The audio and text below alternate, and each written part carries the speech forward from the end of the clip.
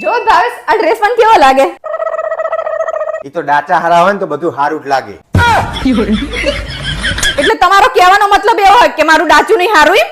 અરે ના ના, હું ચા એવું કહું, હું તો એવું કહું કે તારું ડાચું હારું છે એટલે તને બધા ડ્રેસ હારા જ લાગે. હા એમ કઈ આડું અવરું બોલતા નહીં ને તો ટાંગા ભાગી નાખીશ તમારા. પપ્પા આ તો તમે બચી ગયા. અચ્છા. પપ્પા હા બેટા. તમે આ શું કર્યું? શું કર્યું મેં? તમે મમ્મીના ચપ્પલ પર પગ ચમ મેક્યા હે? તો પણ એમાં શું થઈ ગયું પણ? તમને ખબર નહીં ખાવાની વસ્તુ પર પગ ના મેકાય? હા બ્રો નલા, બોલ. અત્યારે જે મોંઘો ફોન હોય ને એવો એક નવો ફોન મને લઈ આપો ને. મમ્મી તારી માં મોકા ફોન ની શું જરૂર છે? કરવાની તો તાર પંચાયત જ છે. એ તો સસ્તા ફોન માં થઈ જાય.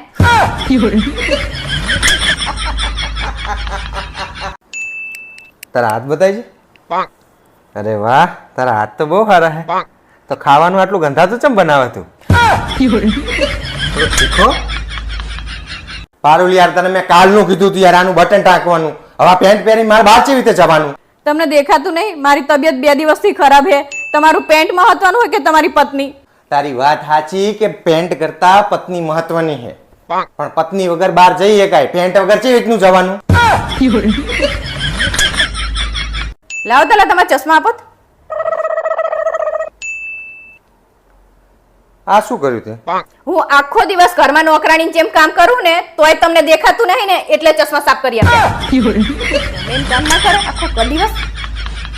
હેલા તમને ખબર હે શું? આપણી પાડોશણ કહેતી હતી કાલ રાતે તમારા ઘરમાં ચૂડેલ ફરતી હતી. હું તને એટલે જ ના પાડું છું કે તું ખુલ્લા વાળ રાખીને ઘરમાં ના ફરીશ. બધાને બીવડાવતી ફરે હે. હા રે તાર બને એવીને પૂછીને પછી કહું. હો શું કહેતા ભાઈ? ઈ એવું કહે કે દિવાળીનું વેકેશન પડ્યું ને તો હું આવું તો તમારા માટે હુતડી બોમ્બ લેતો. ના હો, એને ના પાડી દેજે. કઈ હુતડી બોમ્બ બુતડી બોમ્બ કઈ લઈને નહીં આવવાનું. આ એક પરમાણુ બોમ્બ વાળી એ જ હચવાતો નહીં ને અમારે. હુતડી બોમ્બ ની હાડી.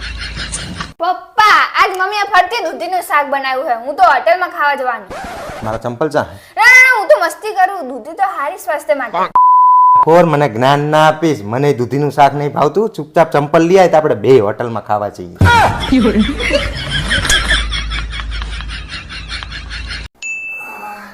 આ શું છે પપ્પા?